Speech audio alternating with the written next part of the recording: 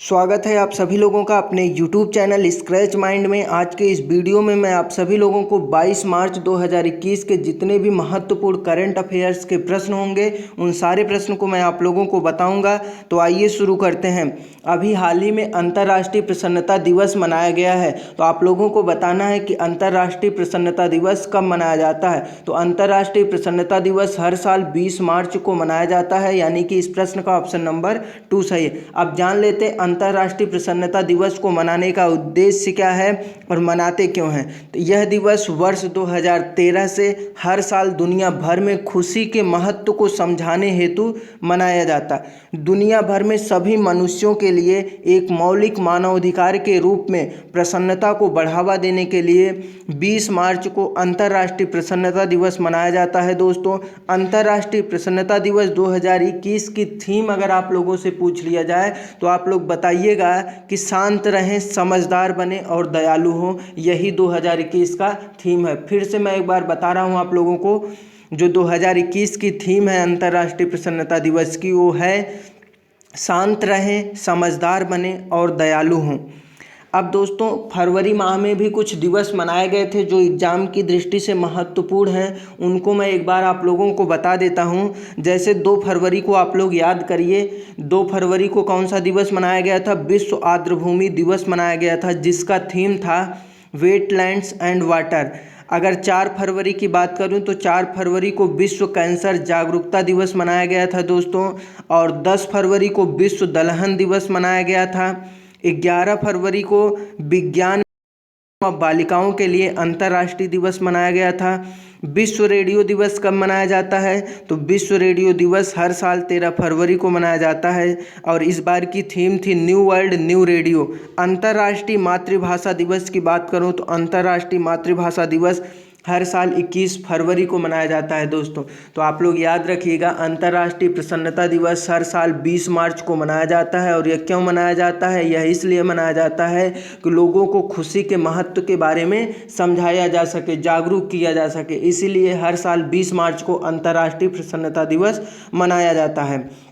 अगला प्रश्न है, अभी हाल ही में अफ्रीका के सबसे ऊंचे पर्वत माउंट किलिमंजारो पर चढ़ाई करने वाले विश्व के सबसे कम उम्र के युवा भारतीय कौन बने हैं? तो अभी हाल ही में अफ्रीका के सबसे ऊंचे पर्वत माउंट किलिमंजारो पर चढ़ाई करने वाले विश्व के सबसे कम उम्र के युवा भारतीय विराट चंद्रा बन गए हैं, यानी कि इस प्रश्न का ऑप्शन नंबर 1 सही है दोस्तों। तो तेलंगाना के हैदराबाद में रहने वाले 7 वर्षीय विराट चंद्रा ने किलिमंजारो को फतह किया है। किसको फतह किया है? किलिमंजारो को फतह किया, जो अफ्रीका के सबसे ऊंचे पर्वत माउंट है को फतह कर लिया है विराट चंद्रा ने। और ऐसा करने वाले हुए विश्व के सबसे कम उम्र के युवा भारतीय बने हैं। तो आप लोग याद रखिएगा विराट चंद्रा का नाम, जिन्होंने किलिमंजारो को फतह किया है। और किलिमंजारो अफ्रीका के सबसे ऊंचे पर्वत माउंटेन है, ये भी आप लोग याद रखिएगा। अब दोस्तों, यहाँ पर पर्वत का बात हुआ है तो पर्वत से रिलेटेड बहुत प्रश्न एग्जाम में पूछे जाते हैं। तो उनसे रिलेटेड कुछ प्रश्नों को मैं आप लोगों को बता दे रहा हूँ। जैसे अंटार्कटिका महाद्वीप के सबसे ऊंचे पर्वत का क्या नाम है? तो अंटार्कटिका महाद्वीप के सबसे ऊंचे पर्वत का नाम है विंसन मासिफ। क्या नाम है? विंसन मासिफ। एशिया महाद्वीप और विश्व के सबसे ऊंची चोटी का क्या नाम है? तो एशिया महाद्वीप और विश्व की सबसे ऊंची चोटी का नाम है माउंट एवरेस्ट, जिसकी लंबाई है 8,848.86 मीटर। तो आप लोग याद रखिएगा, विश्व का सबसे ऊंचा पर्वत चोटी है माउंट एवरेस्ट, जिसकी लंबाई है 8,848.86 मीटर। तो इसे आप लोग याद रखिएगा। यूरोप महाद्वीप की सबसे ऊंची चोटी का क्या नाम है? तो यूरोप महाद्वीप की सबसे ऊंची चोटी का नाम है mount Elbrus. Mount Elbrus Europe महाद्वीप की सबसे ऊंची चोटी है। अफ्रीका महाद्वीप की सबसे ऊंची चोटी आप लोगों को पता ही चलेगा कौन है? Mount Kilimanjaro. ऑस्ट्रेलिया की सबसे ऊंची चोटी कौन है? माउंट कोस्कीयूजको। ऑस्ट्रेलिया देश की सबसे ऊंची चोटी का नाम है माउंट कोस्कीयूजको। उत्तरी अमेरिका की सबसे ऊंची चोटी की बात करूं तो उत्तरी अमेरिका की सबसे ऊंची चोटी है माउंट मैकिनले।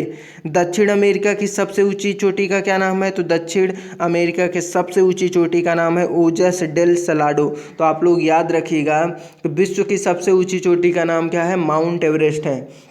अगला प्रश्न है, अभी हाल ही में संयुक्त राष्ट्र द्वारा जारी विश्व खुशहाली रिपोर्ट 2021 में दुनिया का सबसे खुशहाल देश कौन सा बना है? तो अभी हाल ही में संयुक्त राष्ट्र द्वारा जारी विश्व खुशहाली रिपोर्ट 2021 जारी हुआ है, जिसमें सबसे खुशहाल देश बना है फिनलैंड देश, यानी कि इस प्रश्न का ऑप्शन नंबर 3 सही है दोस्तों।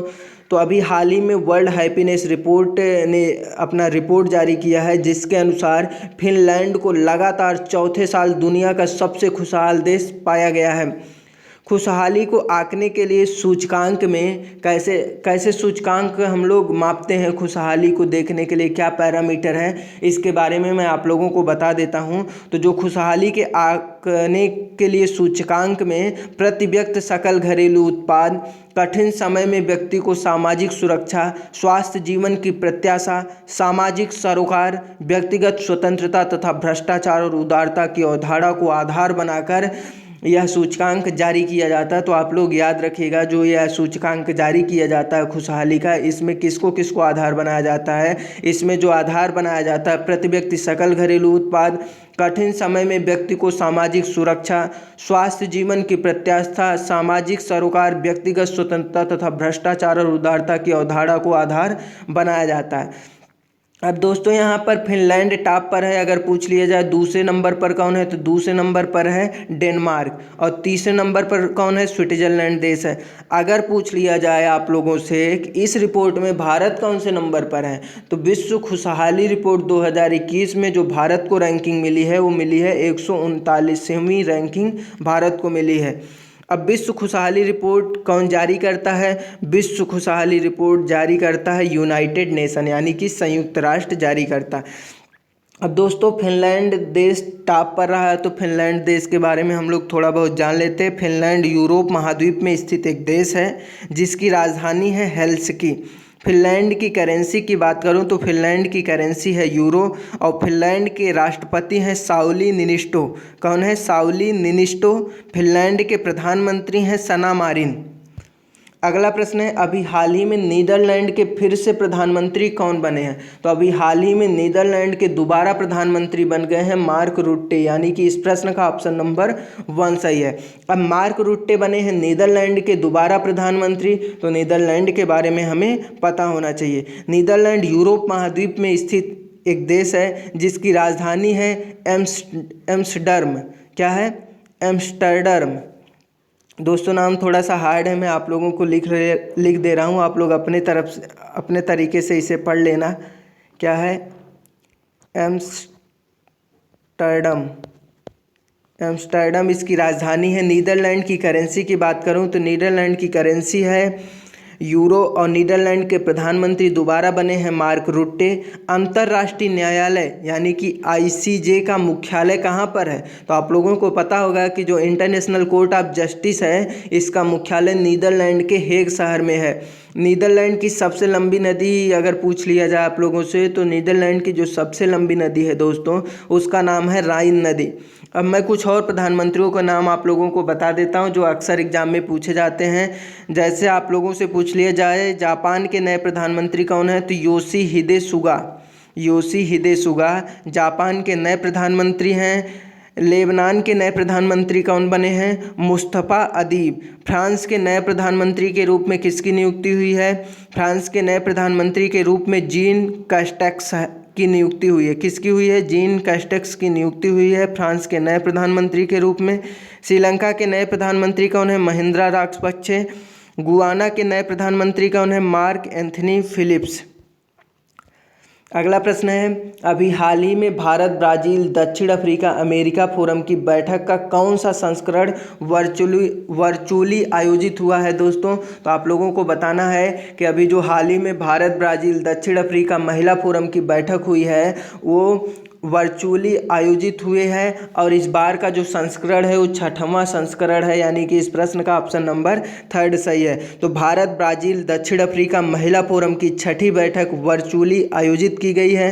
फोरम में महिलाओं के जीवन में बदलाव लाने में योगदान करने वाले प्रमुख मुद्दों और साथ ही साथ जीवन के सभी क्षेत्रों में लैंगिक समानता हासिल करने पर चर्चा की गई। अब दोस्तों कुछ और सम्मेलन अभी हाल ही में आयोजित किए गए हैं, उनके बारे में भी मैं आप लोगों को बता दे रहा हूँ। जैसे फ्रांस देश के सरकार ने वीडियो कॉन्फ्रेंसिंग के माध्यम से चौथी वन प्लानेट समिट 2021 सम्मेलन की मेज़बानी की है। तो आप लोग याद रखिएगा, वन प्लानेट समिट 2021 की मेज़बानी कौन किया था? फ्रांस देश किया था और वीडियो कॉन्फ्रेंसिंग के माध्यम से किया था। G7 समिट 2021 का आयोजन यूनाइटेड किंगडम देश ने किया था, तो इसे भी आप लोग याद रखिएगा। रमेश पोखरियाल निशंक ने अंतर्राष्ट्रीय अखंड सम्मेलन 2020 का उद्घाटन किया है, तो आप लोग याद रखिएगा। अभी हाल ही में 10 फरवरी 2021 को भारत के प्रधानमंत्री नरेंद्र मोदी जी ने भी विश्व सतत विकास शिखर सम्मेलन 2021 के 20वें संस्करण का उद्घाटन किया है।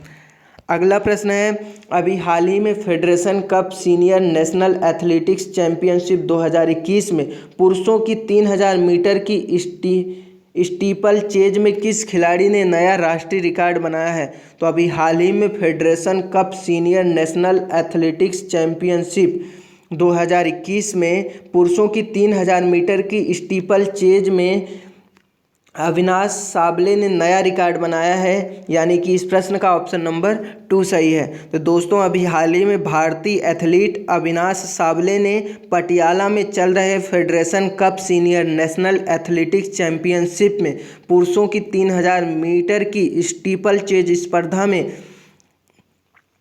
8:20.20 के समय के साथ एक नया राष्ट्रीय रिकॉर्ड बनाया है। इसके साथ अविनाश ने दोहा में विश्व एथलेटिक्स चैंपियनशिप के फाइनल में 13वें स्थान पर रहने के बाद 2019 में 8 घंटे 21 मिनट 37 के अपने ही रिकॉर्ड को तोड़ दिया है। अब दोस्तों, कुछ और प्रतियोगिता होने वाली है आने वाले समय में, उनके बारे में भी मैं आप लोगों को बता दे रहा हूं। जैसे 32वां ग्रीष्मकालीन ओलंपिक कहां पर खेला जाएगा? जापान के टोक्यो शहर में खेला जाएगा। 2023 में होने वाला द्वीपीय खेल मेडागास्कर कहां पर होगा? हिंद महासागर के द्वीपीय खेल मेडागास्कर में होगा 2023 का। 2024 में होने वाला 24वां शीतकालीन ओलंपिक कहां पर होगा? चीन में होगा, बीजिंग में। अगला प्रश्न है, अभी हाल ही में नियो ग्रोथ कंपनी के नए ब्रांड एम्बेसडर कौन बने हैं? तो अभी हाल ही में नियो ग्रोथ कंपनी के नए ब्रांड एम्बेसडर बन गए हैं अजिंक्य रहाणे, यानी कि इस प्रश्न के ऑप्शन नंबर 3 सही है। अजिंक्य रहाणे की बात करूं तो अजिंक्य रहाणे भारतीय क्रिकेटर हैं जो कि टेस्ट टीम के उप कप्तान भी हैं। ठीक, अब छोटे व्यवसायों के लिए ऋण देने वाली company neo growth credit private limited ने, तो नियो ग्रोथ के बारे में आप लोग जान गए, यह एक प्रकार की कंपनी है जो छोटे व्यवसायों के लिए ऋण देती है, ने क्रिकेटर अजिंक्य रहाणे को अपना नया ब्रांड एम्बेसडर बनाया है। अब दोस्तों, कुछ और ब्रांड एम्बेसडर के नाम बता रहे हैं जिसे आप लोग याद रखिएगा। फिट इंडिया मूवमेंट कौन चलाया था? कुलदीप हांडू इसके ब्रांड एम्बेसडर थे। आरोग्य सेतु अजय देवगन है इसके ब्रांड एम्बेसडर। निर्मल भारत अभियान के ब्रांड एम्बेसडर की बात करूं तो विद्या बालन जी हैं। अतुल्य भारत के ब्रांड एम्बेसडर कौन है? तो नरेंद्र मोदी जी हैं। मेक इन इंडिया बहुत पूछा जाता है एग्जाम में, मेक इन इंडिया के ब्रांड एम्बेसडर हैं पीयूष खंबट्टा। अगला प्रश्न है, अभी हाल ही में विश्व गौरैया दिवस कब मनाया गया दोस्तों? तो अभी हाल ही में विश्व गौरैया दिवस 20 मार्च को मनाया गया, यानी कि इस प्रश्न का ऑप्शन नंबर 1 सही है। हाउस स्पैरो और अन्य आम पक्षियों को शहरी वातावरण और उनकी आबादी के लिए खतरों के बारे में जागरूकता बढ़ाने के लिए विश्व गौरैया दिवस हर साल 20 मार्च को मनाया जाता है दोस्तों। पिछले कुछ समय से गौरैयों की संख्या में काफ़ी कमी आई है। विश्व के कई देशों में गौरैया पाई जाती है। यह दिवस लोगों में गौरैया के प्रति जागरूकता बढ़ाने और उसके संरक्षण के लिए मनाया जाता है। विश्व गौरैया दिवस 2021 की थीम की बात करूं तो विश्व गौरैया दिवस 2021 की थीम है इकोसिस एक्शन फाउंडेशन। क्या है? इकोसिस एक्शन फाउंडेशन विश्व गौरैया दिवस 2021 की थीम है, जिसे हर साल 20 मार्च को मनाया जाता है। अगला प्रश्न है, अभी हाल ही में एयर मार्शल जहीर अहमद बाबर सिद्ध को किस देश की वायुसेना का नया प्रमुख नियुक्त किया गया है? तो अभी हाल ही में एयर मार्शल जहीर अहमद बाबर सिद्ध को पाकिस्तान देश का नया वायुसेना का प्रमुख नियुक्त किया गया है, यानी कि इस प्रश्न का ऑप्शन नंबर 3 सही है दोस्तों। तो अब दोस्तों, पाकिस्तान के वायुसेना के प्रमुख बने हैं जहीर अहमद बाबर सिद्ध। तो पाकिस्तान देश के बारे में हम लोग जान लेते हैं। पाकिस्तान एशिया महाद्वीप में स्थित एक देश है जो कि भारत का पड़ोसी देश भी है, जो भारत को काफ़ी डिस्टर्ब करता रहता है दोस्तों।